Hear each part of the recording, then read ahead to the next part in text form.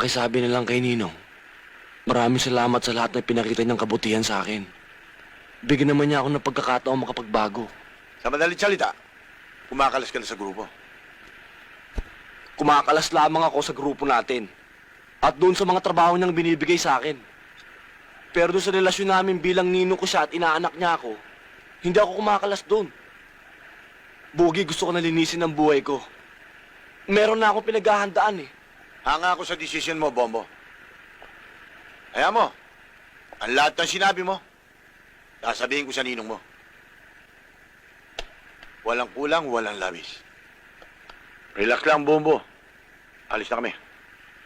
Ano pa ang sabi? Wala raw siyang pakinabang dito kung hindi puro kaguluhan sa buhay, patayan, gulpihan, puro utos. At napag-isip-isip tuloy niya na duwag daw kayo. Wala siyang nababalita na meron daw kayong na babae rito. Siya lang daw ang matapang dito. Magbabalik daw siya rito at magtatayo ng sariling grupo.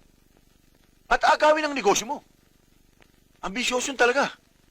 Kung hindi ko lang naalalang, sabi mo sa akin magpakalamig ako, magmumukhang kesong ginatgat ng daga ang pagmumukha niyan.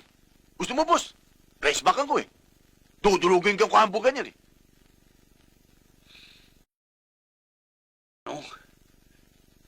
Hindi ko akalain